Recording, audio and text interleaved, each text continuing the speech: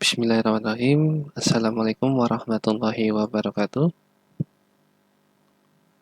Alhamdulillahirrabbilalamin. Wassalatu wassalamu ala isyrafil anbiya'i wal mursalin wa ala alihi wa sahbihi ajma'in, amma ba'du. Pada pertemuan yang ketiga ini kita akan membahas tentang CRUD API pada MongoDB menggunakan framework Express.js yang sudah kita install. Nah, di pertemuan ini kita akan fokuskan untuk menambahkan data atau add data seperti itu ya. Oke, bagaimana caranya? Kita buka dulu ya jendela Visual Studio Code kita masing-masing.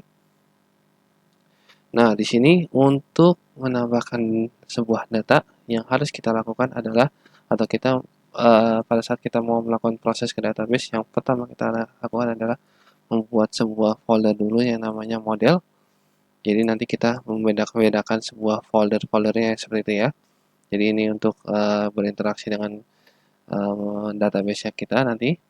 Nah, lalu di sini kita buat folder baru lagi yang bernama controller untuk proses-prosesnya. Dan satu lagi foldernya adalah router untuk proses pengalamatan URL-nya ya. Jadi ketika mau akses alamat ini munculnya apa, nah itu nanti ada di router. Oke, kita fokus dulu pada ke model. Nah, di sini untuk data yang kita mau buat terlebih dahulu adalah data makanan atau minuman, yaitu kita tulis saja di sini adalah food seperti itu, food.js. Nah, lalu diketikkan apa di food ini? Nah, di food ini coba diketikkan const mongoose, kita panggil si mongoose-nya ya karena kita berhubungan dengan database MongoDB. Kita panggil require mongoose seperti ini. Nah, kalau sudah, kita buat sebuah const yang bernama food schema. Oke, jadi kita mau buat skema tabelnya terlebih dahulu. Mongoose titik skema, yang gede ya skemanya. Lalu kita buat kurung seperti ini dan kurung kurawal, enter. Nah, di sini kita tulis yang pertama adalah, atau field-nya itu yang pertama adalah name food atau namanya ya. Nah, namanya itu dia bertipe data string ya, string atau karakter. Nah, kita berikan sebuah required, atau dia merupakan sesuatu yang harus diisi ya, atau require ini ya. Nah, lalu kita berikan koma di sini, kita kopikan saja. Lalu kita masukkan adalah gambar ini ya, gambar food. Dia merupakan tipe string juga karena yang kita butuhkan adalah namanya aja nantinya. Nah, lalu di sini kita buat rating food. Dia tipenya adalah number. Karena nanti rating itu kan ada 4, sekian atau ratingnya 5 dan segala macam. Nah, itu merupakan sebuah number ya, atau nomor. Nah, lalu ada price-nya atau harganya. Price food. Di sini juga number.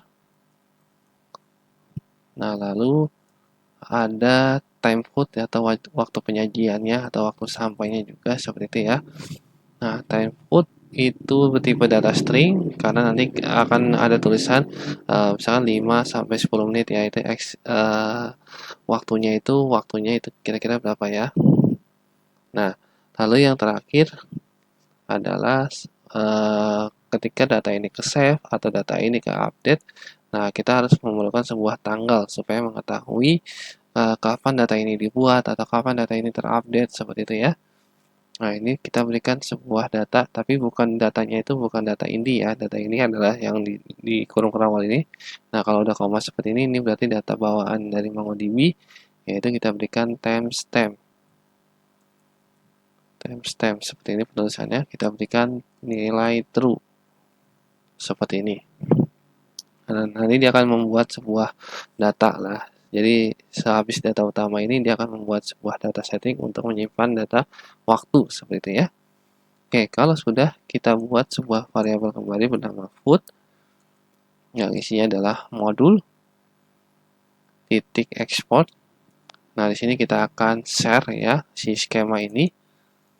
Jadi biar ketika ada yang memanggil si food ini, dia bisa memakai skema ini ya, seperti itu ya. Dan ini tulis mongoose titik model dalam kurung. Nah, di sini nama collectionnya atau nama tabelnya itu apa? Nah, kita tulis saja food. Lalu dia memakai food schema atau dia nanti kalau mau menyimpan data-datanya dia harus menggunakan skema yang ini ya. Skema yang sudah kita tentukan. Seperti itu. Kita save. Nah, kalau sudah, kita akan membuat sebuah prosesnya. Jadi, yang pertama tadi kan dimulai dari membuat sebuah modelnya ya. Lalu yang kedua, kita mulai dengan membuat sebuah prosesnya. Nah, di sini kita tulis adalah food controller.js. Nah, ini biar namanya nggak sama ya. Kan kalau model kan food aja. Nah, tapi kalau controller biar beda dengan model, kita tulis saja food controller.js seperti itu ya. Nah, yang pertama di sini kita tulis dulu atau kita panggil si modelnya yaitu dengan kata-kata const food seperti ini. Lalu kita panggil dengan cara seperti ini. Karena di sini kan masuknya kan ke dalam folder controller. Kita harus keluar dulu dari folder controller ini ya. Nah, kita kan di folder controller ini kan berarti di folder controller. Berarti kita harus keluar dulu untuk memanggil si food.js ini. Nah, keluar sama itu dengan menggunakan titik-titik garis miring. Kita pilih controller dan kita pilih model maksudnya ya. Di sini bukan controller, tapi model. Nah, di sini kita pilih food seperti ini. Oke, kalau sudah, di sini kita akan membuat sebuah prosesnya yaitu export. Kita tulis di sini titik add data atau add food seperti ini. Nah, dia merupakan perintah asinkronus. Lalu kita berikan sebuah request dan rest dan kita berikan arrow function. Lalu kurung awal, enter. Nah, untuk yang pertama di sini kita berikan dulu sebuah try catch ya.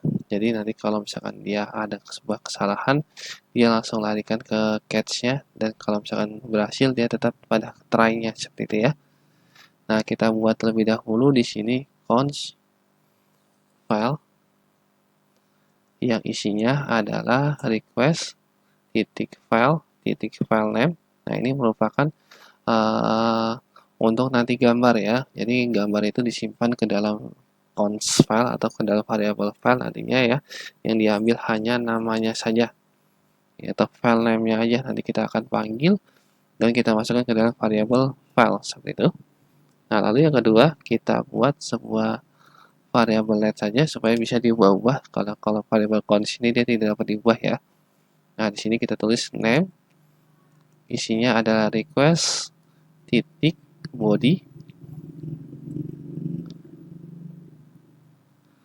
Nah, pokoknya kalau misalkan dia dari form, kalau misalkan dia berupa sebuah tulisan gitu ya, nah ini merupakan request body. Tapi kalau dia berupa sebuah file, berarti request titik file seperti itu ya. Nah, ini merupakan bawaan dari body parser. Nah, lalu di sini kita tulis name food, kita samain aja ya kayak di skema, cuman kalau untuk si image saja yang berbeda sedikit. Nah, ini kalau sudah kita bisa copy, kita paste di sini. Kita buat kembali di sini adalah rating. Nah, sini kita tulis rating food. Kita enter, kita pastekan kembali yaitu price. Nah, di sini price food. Enter. Lalu yang ketiga ada time. Yang keempat ya. Ada time. Nah, kalau sudah kita enter. Nah, ini gunanya kita untuk menangkap dulu ya data-datanya ya yang diinputkan. Lalu kalau sudah kita buat sebuah variabel baru untuk membuat data penyimpanannya ya. Jadi penyimpanan ini harus sesuai dengan skema. Kira-kira udah cocok atau belum dengan skemanya seperti itu ya. Nah, itu kita buat sebuah variabel namanya food save yang isinya adalah seperti ini. Kita berikan kurung awal.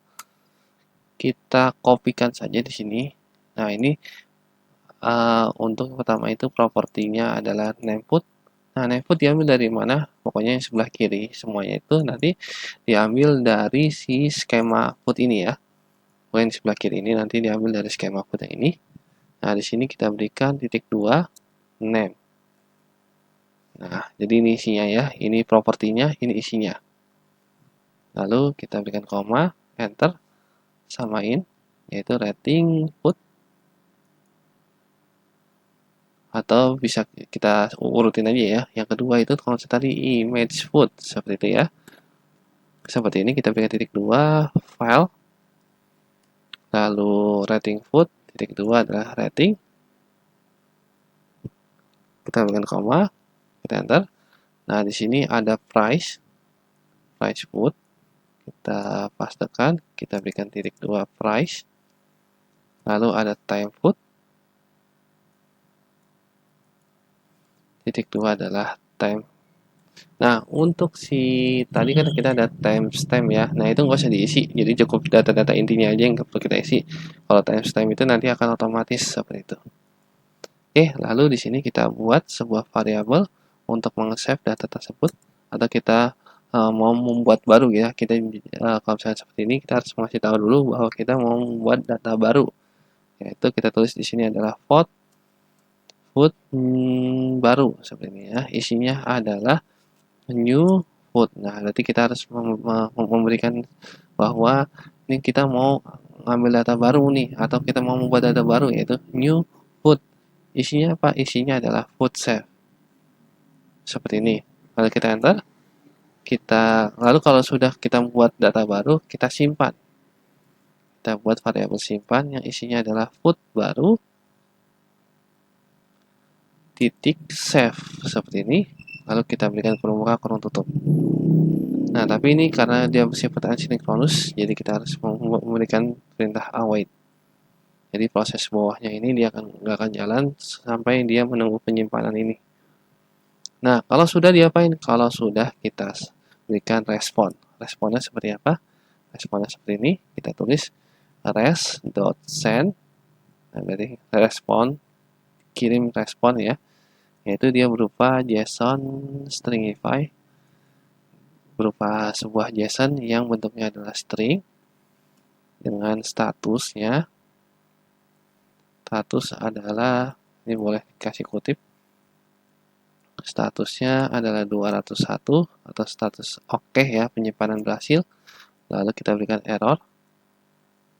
Errornya itu kita berikan null atau nggak ada error gitu ya. Dan respon. Responnya adalah simpan. Nah, jadi nanti ketika kita berhasil menyimpan dari MongoDB, dia akan mengirimkan sebuah output berupa data-datanya dalam bentuk objek nanti atau dalam bentuk JSON seperti itu. Nah, nanti data-data ini itu kita akan tampilkan ke dalam properti dari si respon seperti itu.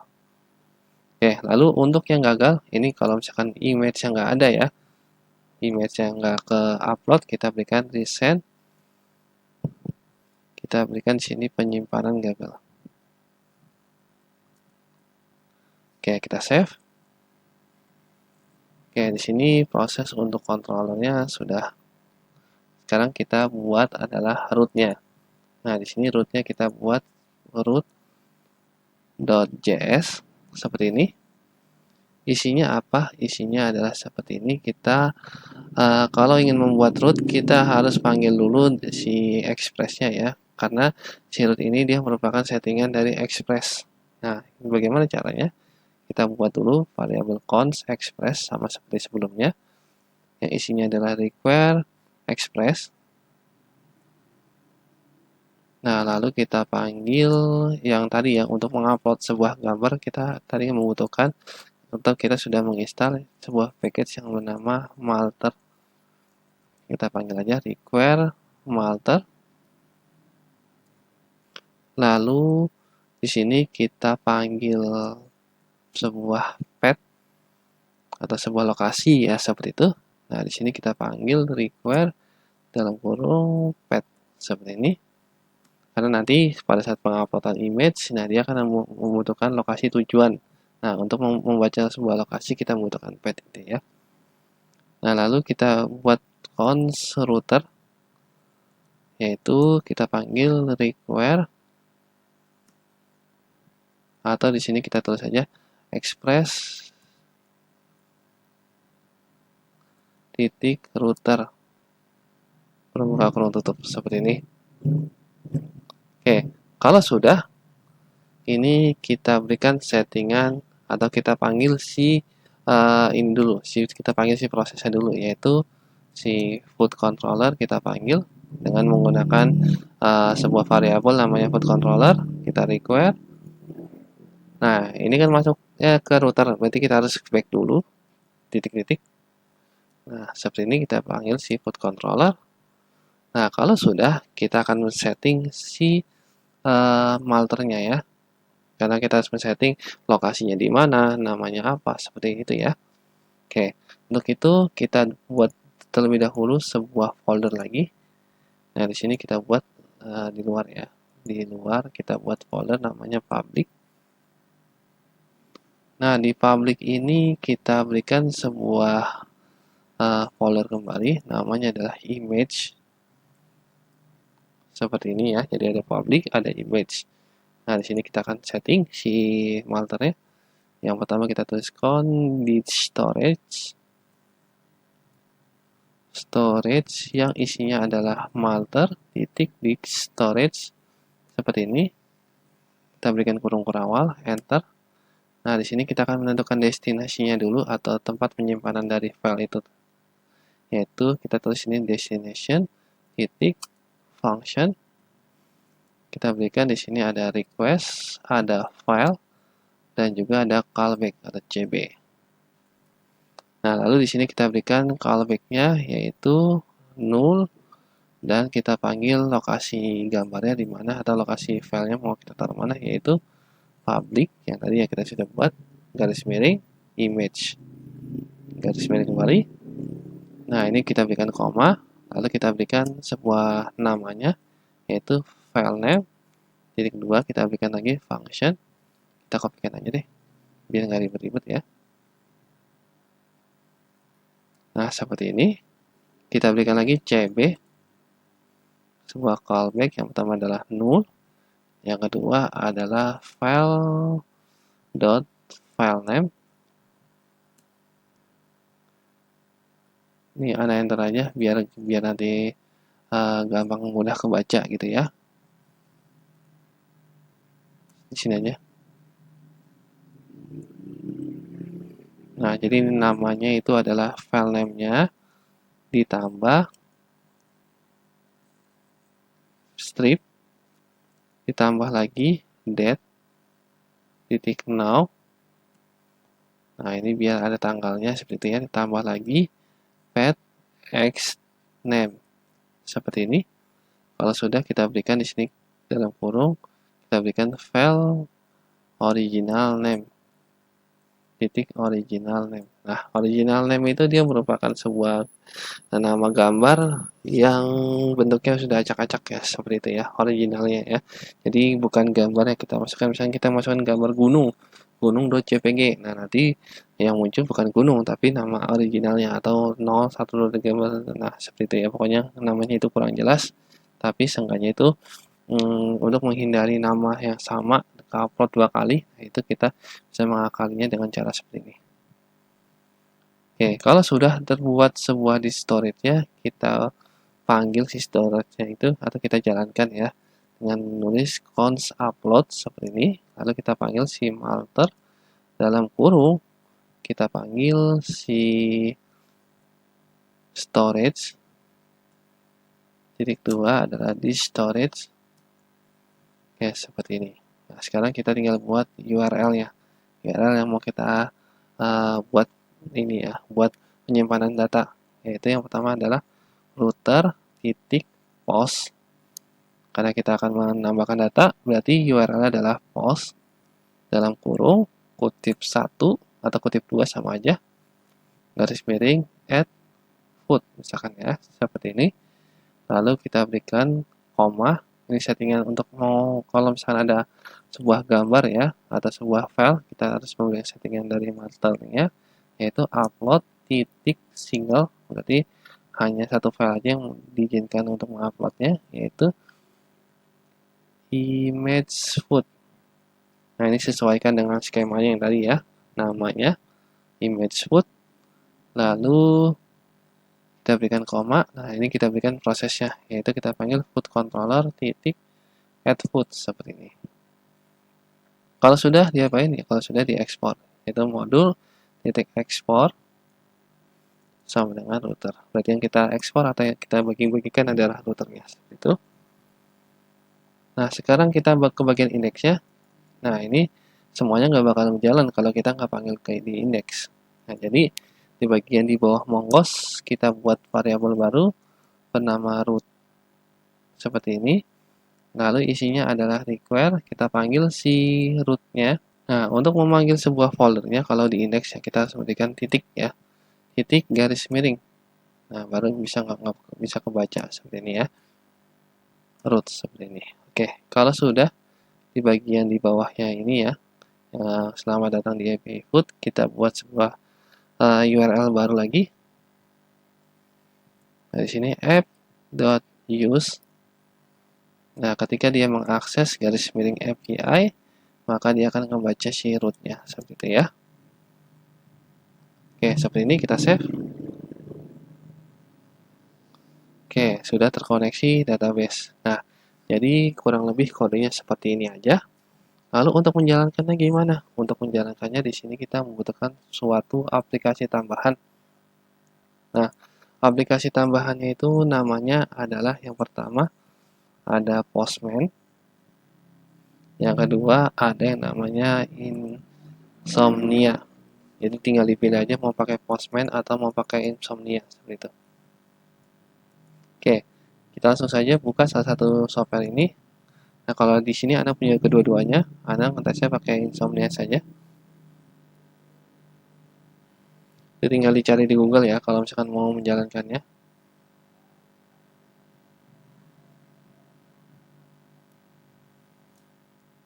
Nah, ini contohnya bentuknya seperti ini, tapi ini abaikan saja. Kita buat baru ya. Yaitu kalau mau buat baru seperti ini, kita buat new folder aja, biar nanti nggak kepisah-pisah. Nah, foldernya adalah API Food. Nah, di sini, di folder ini kita buat baru, new request, namanya adalah add food. Metodenya adalah post, kita create. Nah, kalau sudah, kita masukkan URL terlebih dahulu, yaitu localhost. Nah, di sini Anda ganti menjadi add food. Kita lihat ya. Tahu add food dari mana sih? Add food itu tahunya dari sini ya, add food. Lalu kalau API itu tahunya dari mana? API code. Bisa ada API di sini. API itu dari index.js karena kita di sini tadi sudah memberikan use garis miring API seperti itu. Oke, kalau sudah seperti ini, di bagian body kita masukkan yang multi platform. Nah, di sini kita harus masukkan data-datanya. Misalkan untuk yang pertama apa? Kita lihat di sini. Kita lihat pada food. Yang pertama adalah name food. Name foodnya apa? Misalkan pizza. Lalu apalagi? Image food. Image foodnya apa? Nah, kita dapat memilih di sini. Kalau untuk image ya, memilih teks, teks multi-line atau file. Kita pilih yang file aja. Kita choose file. Nah, di sini masukkan gambarnya. Pilih gambar yang asal-asalan dulu aja. Nanti kita dapat mengeditnya. Misalkan yang ini. Nah, lalu di sini selanjutnya adalah rating foodnya. Rating foodnya mau berapa? Misalkan 5. Nah, lalu price foodnya. Price foodnya mau berapa? Misalkan 50.000. Seperti ini. Lalu time foodnya. Time foodnya itu mau berapa? Misalkan 15 sampai 30 menit.